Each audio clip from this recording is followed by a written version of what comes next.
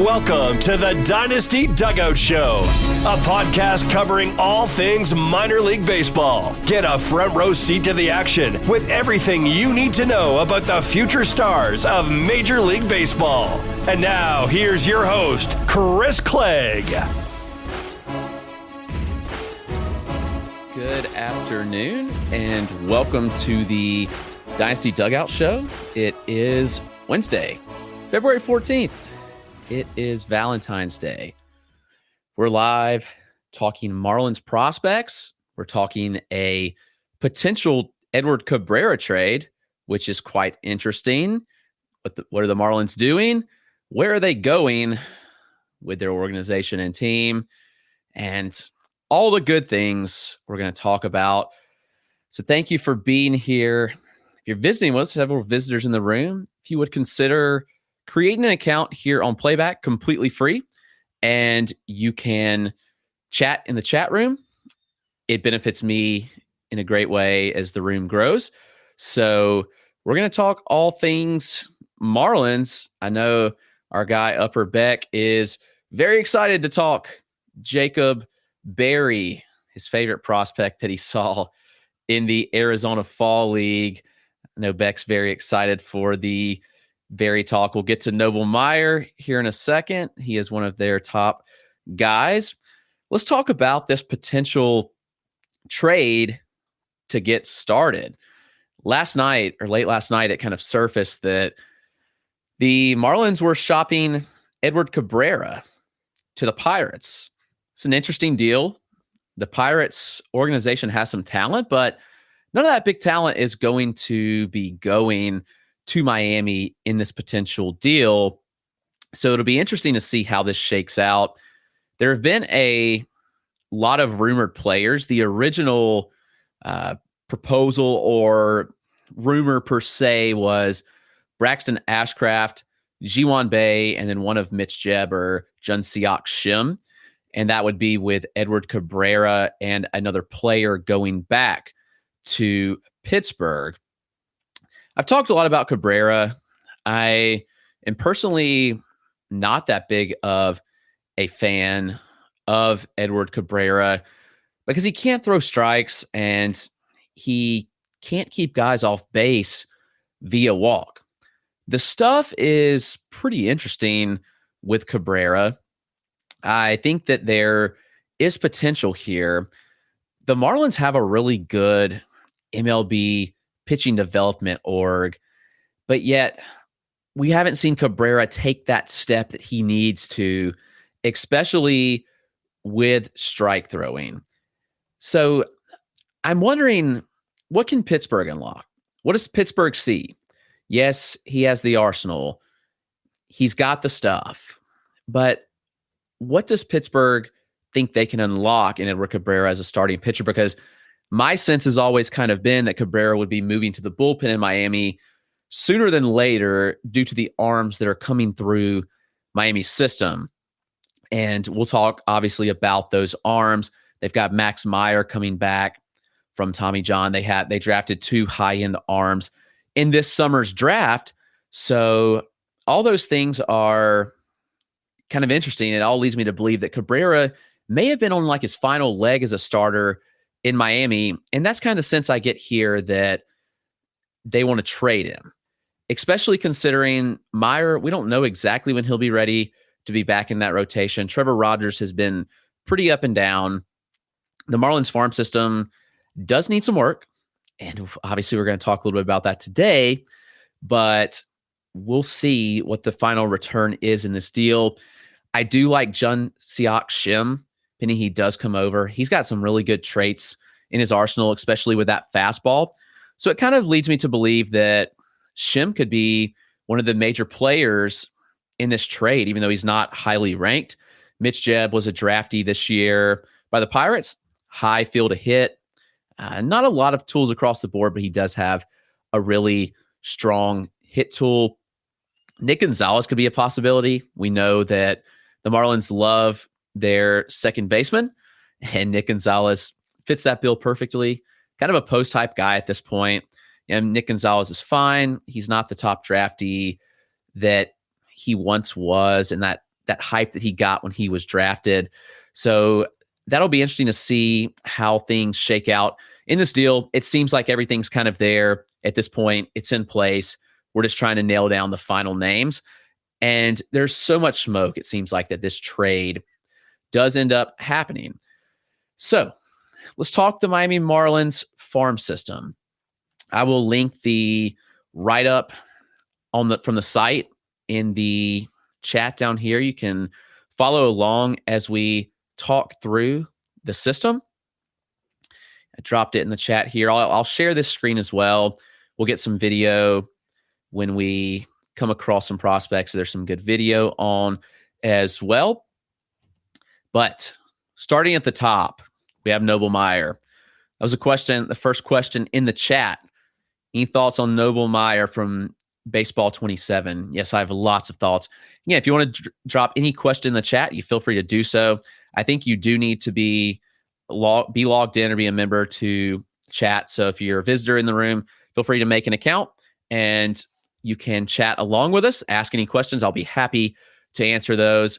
Noble Meyer, he established himself as one of the best prep pitching prospects in the 2023 MLB draft. He was drafted as such.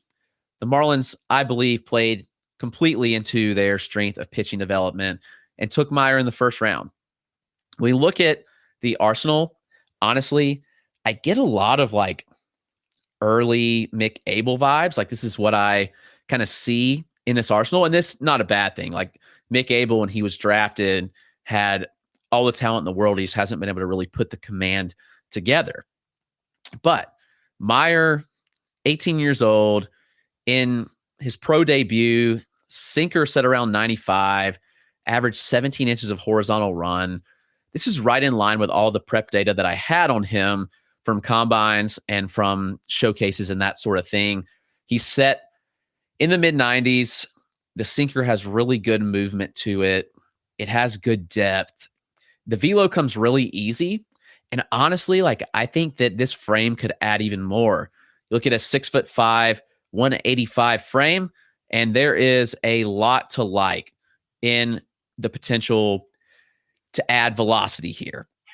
His slider, mid-80s, has a lot of sweeping action, shows some nice vertical drop as well. High spinning pitch, like looking at this pitch, the spin rates, kind of the makeup of the pitch, it reminds me a lot of a Jackson Jobe slider as a prep with what we saw Jobe having those kind of raw high spin rates, get a lot of movement, the profile. And we've seen how that's worked out for Jobe to this point. He is my top ranked pitching prospect in baseball. I believe Noble Meyer has that kind of upside. The changeup will be the kind of sticking point for Noble Meyer. The big thing with Meyer is that he didn't need a changeup in high school. You can dominate hitters when you throw mid-90s and you have that kind of slider. You don't need to throw a changeup. So he didn't do that often. And this will be a pitch that he'll need to further develop so that I believe he can take that step to be that kind of arm that we believe that he could be. When he does throw it, the arm speed does sell the pitch pretty well, which is encouraging. You have to sell the changeup well, and you need it to have the similar arm speed to the fastball in order to really play up. So Meyer, all in all, he could hit ace upside. Baseball 27 asks, I do believe that there's that possibility that he could become an ace. That is a really high label to throw. I don't throw that around often with guys, but I will say that arsenal was extremely impressive when we saw it in the pro debut. The data looked really, really good. And so I am a believer in Noble Meyer to get drafted and immediately rank in the top prospect in the system is pretty good. The next guy is another draftee, and that's Thomas White, a lefty that they drafted this summer. He was the consensus top lefty in the draft. They take him 35 overall with their second pick. White already has a big fastball. It's a very simple, low-effort operation. He sits mid-90s. He's got up to 97 as a prep. it again shows really good arm side run. Both Meyer and White have shown the ability to be able to move that fastball. White's plays better at the top of the zone, being a higher IVB pitch. Meyer's being more of a sinker, will play better down, but White's is showing good ride, good run up. Kind of the difference in White and Meyer is when we look at Thomas White, he's already got a really developed changeup. It's very advanced for his age. For being a lefty, that's huge. Like when you can run the changeup away from righties, that is a very viable offering. And we think normally about a righty with a changeup. Like a changeup plays good away from the batters. And so a righty doesn't have as many times to be able to throw that changeup. But White being a lefty, having a developed changeup already, it's huge that he will be able to use that quite often to run it away from right-handed batters. The pitch recorded some really, really good metrics. You look, it had 14 inches of fade on average. It showed 30 inches of vertical drop. Like, those are pretty nasty metrics for a changeup. So that already plays really well. Curveball drops it down into the upper 70s. He gets whiffs. He can throw it in or out of the zone. It does get some sweeping action with the vertical movement, which is pretty interesting because the depth is really good on that pitch. And sometimes when it gets that sweepier action, it looks more like a slider. But the depth of the pitch, like sometimes they're split. I'm curious what this development looked like this offseason as far as like, do they split those two pitches? Is he able to differentiate the slider and the curve? I think right now you can argue if he has a singular breaking ball that you're looking at least a potential plus fastball, plus change, and plus breaker. If he differentiates the breaking balls, what can he become? I think that's a really good question. And I'm really excited to see what the finished product looks like for both Meyer and for Thomas White, because I think the potential here is really, really good for both guys. And I firmly believe in the Marlins pitching development. They've done wonders with arms. They've developed changeups in a lot of these arms. And so while White's is already advanced, I mean, Meyer with a developed changeup could be really nasty. Down the farm, Vinny's here. He asked, am I crazy to like Thomas White more than Meyer? I mean, I'm certainly in the team Meyer camp, but I wouldn't be shocked if Thomas White does push up to that kind of status. I mean, you look and EVB even asked, is Thomas White projectable? He's 6'5", 210 is the list. Let's see if I can find like a kind of updated footage of him. I still think there's projection in both. I mean, Meyer is super projectable. He's much more lanky. But White, I still think has room. I mean, you think 6'5", 210, like you could certainly put on some good muscle on that kind of frame and could see velo added. I think normally when we think about an 18-year-old arm, we usually see them add a tick or two. Now, when they're already sitting like in these mid-90 range, like how much room is there to actually add? And it's not a ton. We don't often see guys that are, 18, 19, sitting mid-90s just magically jump and they're now sitting 98, 99. But it's not out of the realm of possibility to see them add a tick or two, which does wonders. I mean, just look at the results on fastballs by velocity. Every tick up, the results get better. And I know people say velocity, some people argue velocity doesn't matter. Well, it absolutely does, in my opinion. Like, velocity matters a ton. And when that velo increases, which is highly possible with a 19-year-old kid, then the results get better, especially when they have good traits like we've seen with Thomas White, like we've seen with Noble Meyer. And I'm really interested to see what Max Meyer looks like coming back from TJ. You could argue that he's the best prospect in the system. I'm kind of mixed bag on him. I actually like buying him right now in a dynasty league because the value has dipped so much. Meyer, he was drafted 3rd overall in the shortened 2020 draft. he flashed some really good things. He is kind of a bit smaller, which has always kind of been my concern. Like, is he a bullpen arm? Is he a starter? Can he handle a regular season starter workload? And all those things were still kind of to be determined, I think, with Meyer. We haven't fully seen that yet play out. So we know he's coming back from TJ. We know he's going to be on the mound this year. In what capacity? I think that's a good question. And I think they're going to give him every chance to be a starter possible. You don't draft a guy third overall and just throw him immediately into the pen. Now, I mean, crazier things have happened, and we've seen like Garrett Crochet just go straight to the pen. But I don't believe this is the Marlins' intention here with Max Meyer. And obviously, we'll see how this shakes out. I am really curious to see what he looks like coming back from Tommy John surgery, because in the past, he had been, mid-90s with the fastball, can kind of get flat at times where it's not running much, not a lot of horizontal movement, but it plays up enough at the top of the zone, especially from a lower release height and having a good vertical approach angle, that it sets up the slider really well, which was his swing, always been his swing and miss pitch. Like, when we look at Max Meyer, like, the slider has been the bread and butter.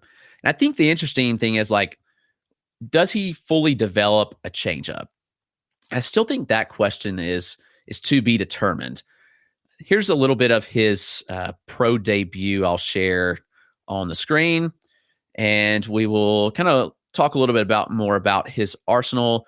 This is from MLB Film Room, looking at his pro debut, there's the slider. I mean, the slider looks good, 90 miles an hour.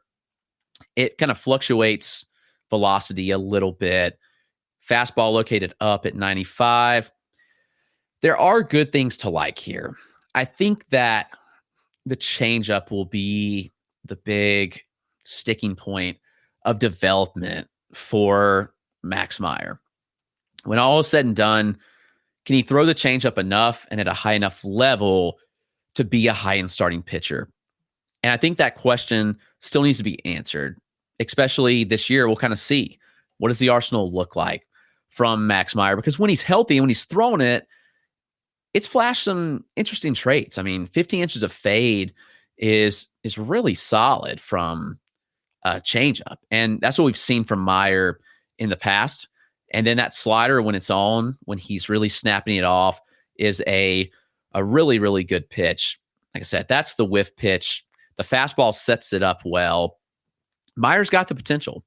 I really believe that Meyer has the potential to be a starter, but I also think there is some bullpen risk. But I will tell you that I've invested a lot in Max Meyer this offseason in Dynasty because the cost has been so low. And I'll take that chance that we see a healthy Max Meyer this year, continue to build back up innings, continue to show the repertoire that we've seen in the past. And I really believe that there is all the potential in the world here. So Max Meyer, he's an easy buy for me this offseason. The next guy on my list, he's considered a prospect some places, other places not. Xavier Edwards, he graduated on service time, but he only has 78 MLB at-bats. So he's well under the threshold to technically graduate, but he's kind of sat on the bench some. He's bounced all over. He was 38th overall pick by the Padres way back in 2018. He was then traded to Tampa Bay in the infamous Blake Snell deal. And now he is with Miami, where I think the playing time opportunities should be there. Like, I think he should get regular run in Miami. Their depth chart is set up so weird. I mean, we joke, but they have a bunch of guys that feel very similar in the way of like, okay, like there's a lot of versatility, a lot of second basemen. They've moved guys all over. You have some power guys that have questionable contact, and you have this similar type of like Luis Ariz type. And honestly, like Xavier Edwards kind of feels like he profiles not that kind of level of contact with Luis Ariz, but he does make a ton of contact. You see the the contact numbers there in the article, and he had a 90% overall contact rate, which is elite. I mean, that is Luis Arraez numbers, and then a 93.2% zone contact.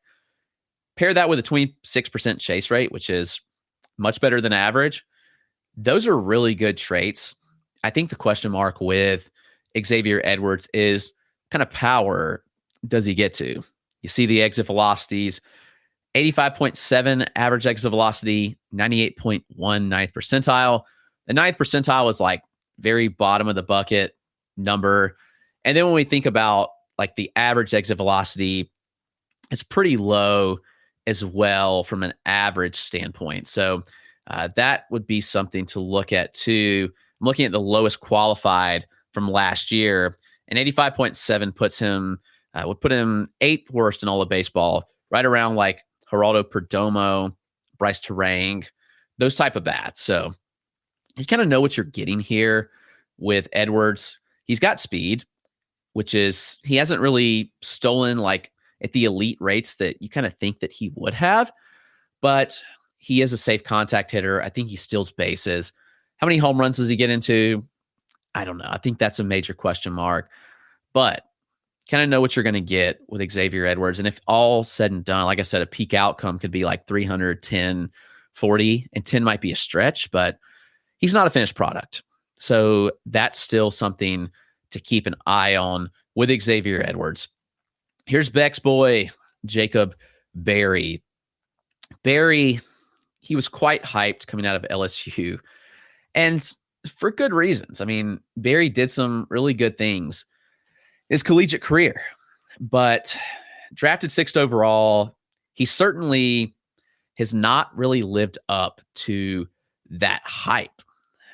There's some reasons behind that, and it starts with power, which he severely lacked at LSU. The power numbers look decent with a metal bat, but the exit velocities were really poor. And the translation from metal to wood, typically we see a drop of like 4 to 5 miles an hour in exit velocities, which is pretty significant when you think about it. And Berry has not showcased much power at all. So that's the question mark. Like with Berry as a corner infielder, like you need him to kind of get into some power. And yet we haven't seen that materialized yet. You look at the frame and he looks like somebody that should get more power than he has. So the question is like, who is Jacob Berry? The contact rates have been better than average. Like for minor league standard, he had a 77% contact rate last year, which is good. But in the process, for his pro career, he slashed just 233, 284, 388, which far from ideal. Beck got this title. If you're looking in the chat, Beck got the title of being Berry's boy in the AFL because Beck was down there for a little while before I got down there, and then the first pitch crew got down there. And Beck had just mentioned that he thought his glove looked a little better than most people said at third base, which was true. Like Berry was serviceable at third base. Beck was not over there playing third base, but Berry was, and he was good enough. Like he was passable at third base.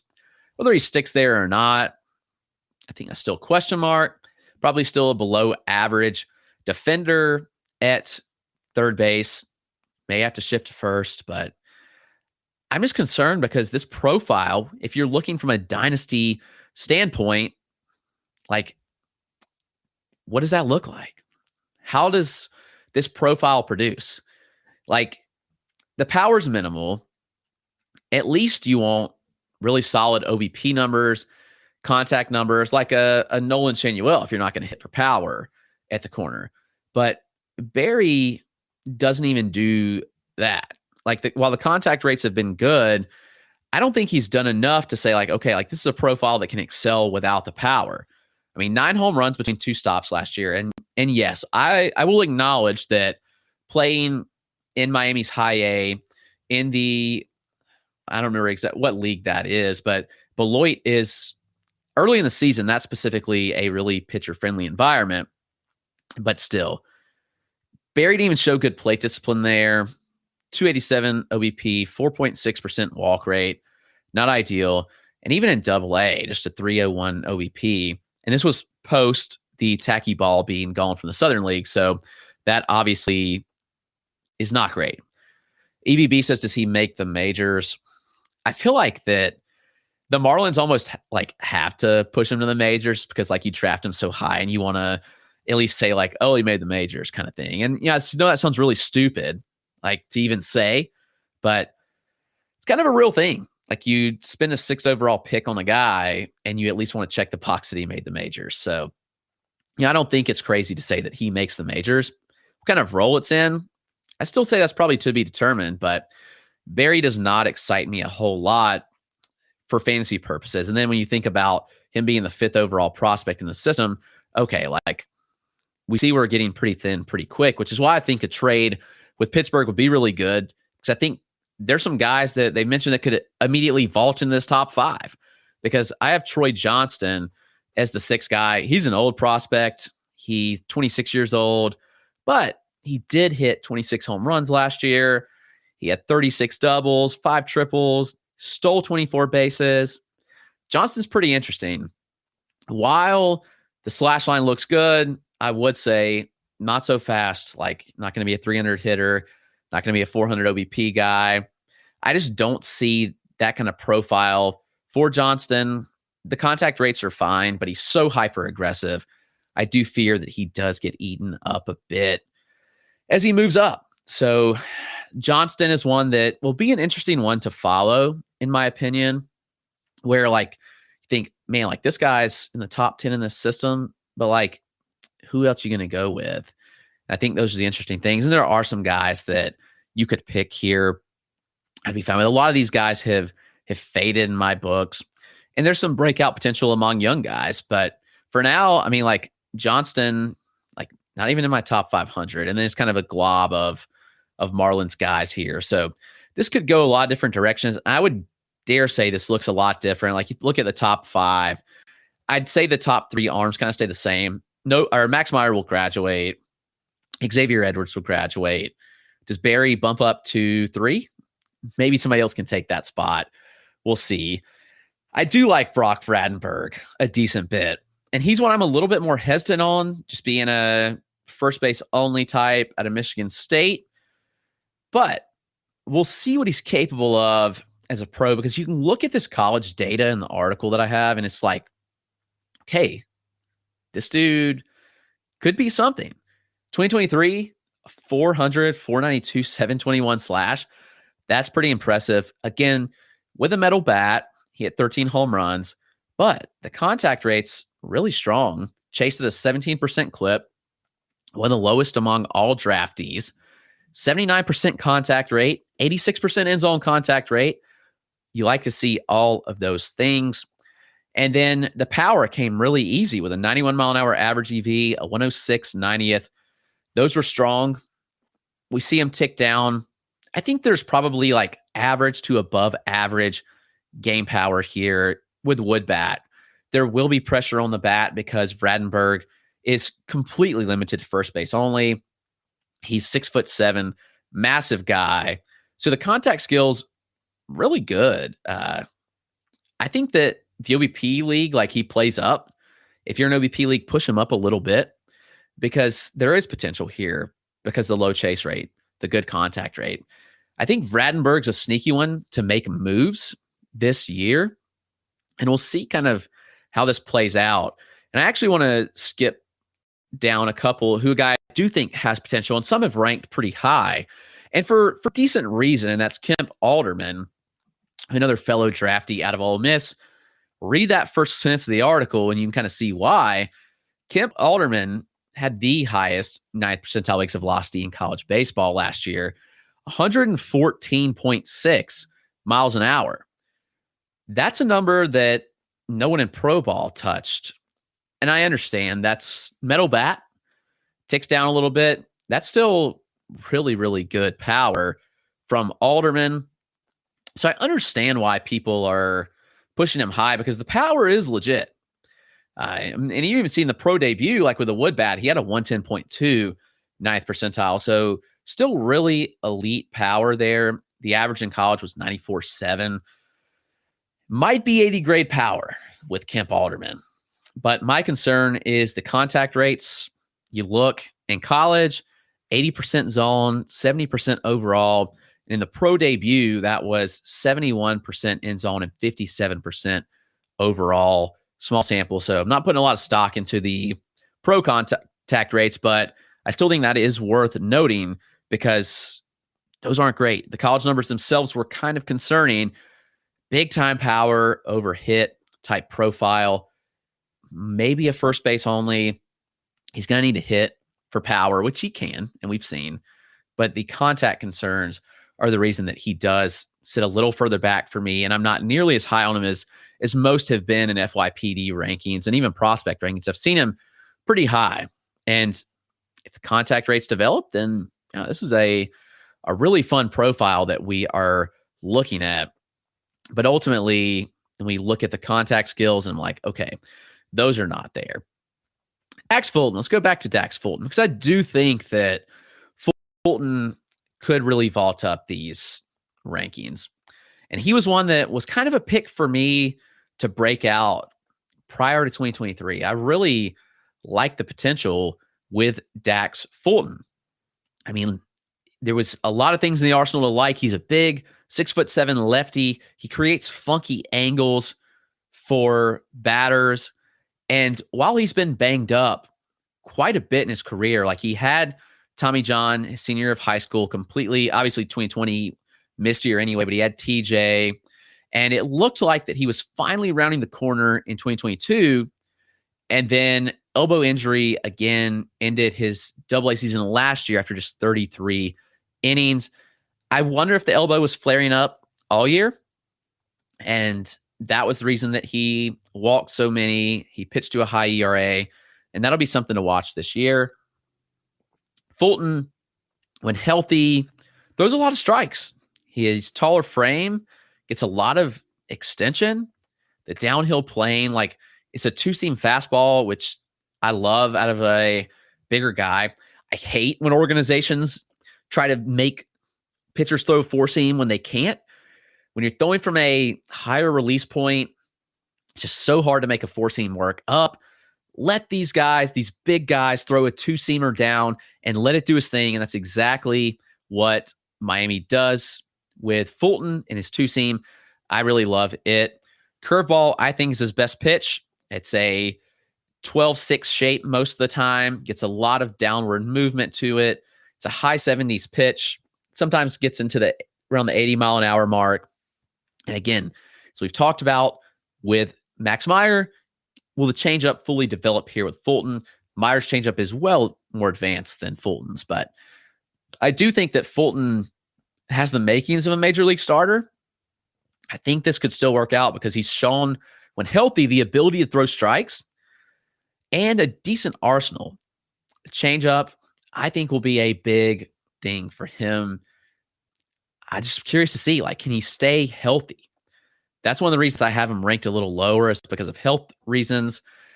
And he hasn't really been able to show that for most of his career. So this will be a big year for him, I think. What does he look like coming back? It's a question.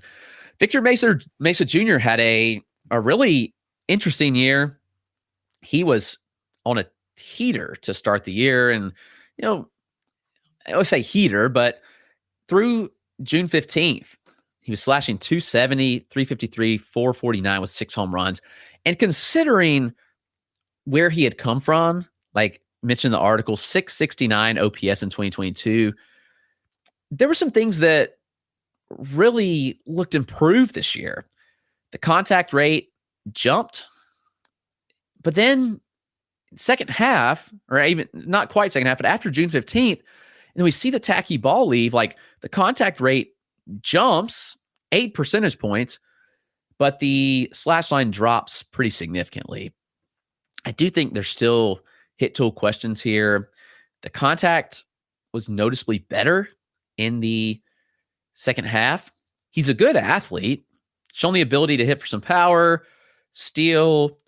I think the stolen bases are probably the biggest appeal for fantasy. But I do think the future outlook on Victor Mesa Jr. totally hinges on like how does the hit tool develop?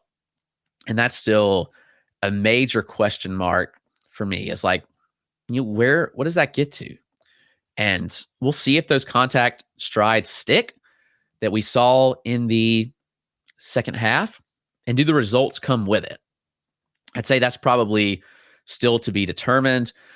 Dane Myers gets talked about a little bit in the dugout, in the Discord, just because I think that there is potential, and others think there's potential for him to get a spot potentially in Miami, because there are playing time opportunities here. He's 27. He's an older prospect, and the performance has actually been rather good with Myers. Last year, 316 average, 406 OBP, 15 homers, 20 steals. You love to see those things. You look at the underlying data, 90 mile an hour average EV, check. 103.59 percentile. All right, right at MLB average. Like to see that. And the contact skills are good across the board. I mean, 86 in zone, 82% overall. But he is aggressive. He does chase a lot. But I will say, I think that Dane Myers might be a deep league target that is pretty interesting. Yeah, maybe he's not a superstar, obviously not a superstar, but maybe he is a sneaky deep league target. This system kind of thins out quickly. Jacob Amaya, some like him more than I do. I mean, he's a interesting profile where he's very passive. He doesn't swing often. He doesn't chase often. And he makes good contact. I think that he's better real life asset. He's got a decent glove and arm. I think there is potential for him to spend time in Miami this year, but what does the fantasy profile look like? And for me, like, it's just not enough to look at it and say, okay, like I believe in Jacob Amaya. Pat Monteverde is one that he really popped off, and he looked really good in AA, especially early in the season. It was like, okay, like, is this guy really legit or not? The data, the pitch level data just is not good. Fastball sometimes sits in the upper 80s. Sometimes it gets into the 91, 92 range. When you're peaking at 92, like, it's not going to work, in my opinion. You're not going to miss enough bats. The slider does miss bats. It does generate chase, but ultimately, like, the fastball sets everything up. And then the changeup, I think, is pretty solid as well. It did have the highest whiff rate of any pitch this year for him, and it sits in the low 80s, some decent tumble and fade to it. I do think that he is a bullpen guy long-term, even though he did have 5.4 innings per start, and that's pretty significant. I like to look at innings pitched per game start for guys in the minors, and that's sometimes pretty telling, but just not sure that Monteverde's fastball is MLB caliber, and that's concerning itself. I think we did get a question earlier about Yiddy, Cappy, and we did, from Aqua Sox. Eric, do we still believe in him? It's not looking good. I mean, you look at the profile, it looked like he was a potential breakout. I know some had him as a top 100 guy pre-2023, and that just went terribly south for him this year. He slashed 220, 250, 308, 5 home runs, 18 stolen bases. It is a hyper-aggressive approach, which he is going to need to tone down a lot, in my opinion, to make it work. Cappy went from like here, like everybody was talking about him, like he was very buzzy. And that tends to happen a lot, I think, with when you look at these young hitters. They look pretty decent. They come stateside and you're like, okay, like, who is he? And he's young, so I'm not going to completely write him off yet. But when you're swinging at 55, 56% of pitches, there's a little bit of a concern here. And you look at the frame, okay, there is some power projection. He did make reasonable contact last year, 74, 75%. So, like, it's not terrible. But I do think there are some big question marks that need to be answered here. for a rebound. I think that really he's only rosterable in deeper leagues. He just not going to take a walk. He's swinging at everything, higher chase rates. I don't know. Like, I have my concerns about guys that even at lower levels are posting OBPs below 300. And he turned 21 at the end of the season. So I don't know. Like, you just want to see something more out of him. Maybe he shows that this year. We'll see. Could still put on some good weight, but he's not one that I'm like going out and investing in. Jacob Miller, interesting. He's one that is a prep. He was mid 90s, topping at 97, but then the fastball kind of took a step back and he averaged 92. I do think the shoulder issue likely affected that. He's been banged up for a lot of his career, but Miller still needs to show something more in order to kind of take that step forward. But he was a second round pick in 2022. He does have 4 pitches. I think if health permits, then he could still be something. He could still kind of move upwards, especially in this system where I do think there's plenty of potential for guys to move up. And there are some potential breakouts as well. Like Andres Valor is one that I kind of like taking a chance on.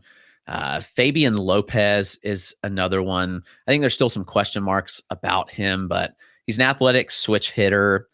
And he showed some things in DSL. I like the swing. It looks really good from the left side. I'm curious to see like what his development path looks like, but there's still question marks about obviously Lopez, just being that we don't know a lot about him and we just have a little bit of DSL data. How reliable is that? I don't know. Andrew Lindsay's one who was actually, I think he was actually traded if I'm not mistaken. So Eric Lara was also traded. That was in the Tampa Bay, Miami deal. Andres Valor, who I mentioned, he's got a big frame. He's one that I actually, when I reevaluate, he moved up a little bit. So when I did my top 1,000 prospects, Valor moved up a lot. So he is, let me see where he actually sits on the list. This write-up was done in October, by the way, so it's been a little while, but I actually had bumped Valor up behind Monteverde, so that'd be 14 in the system. So you're looking at him right here in the older write-up as 21, and probably should go back and update all these older write-ups to kind of reflect that. Now I have a little more time, I can do so. So it's really good. A lot of projection here with Valor, 6'3", 180. He's got a really tall, lanky, long levers, but it is a simple swing. Like you watch a swing and it's pretty simple. He hit 5 homers, stole 21 bags. He runs well.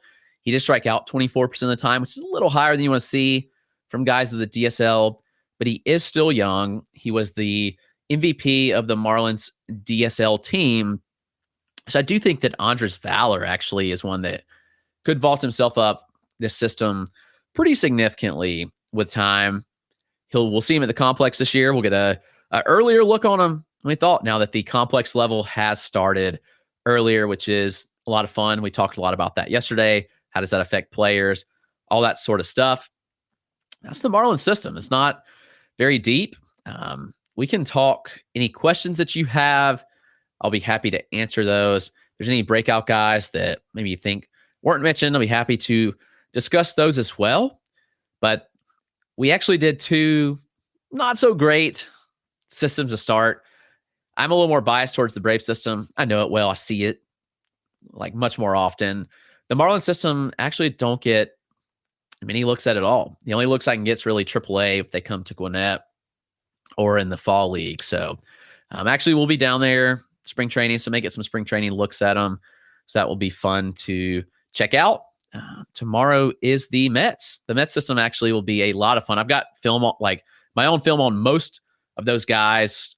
Brooklyn's come through several times, a lot of AFL video as well. So the Mets system is a ton of fun that I'm excited to talk about. Thank you for being here for a not so fun system. Happy Valentine's Day, and thanks for joining us.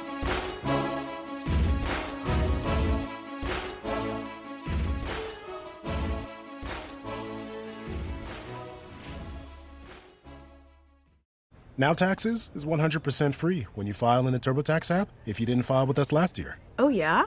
Yeah, just do your own taxes in the app by 2/18. What if I have lots of forms? All good, all 100% free. What if I had 3 jobs? Still 100% free.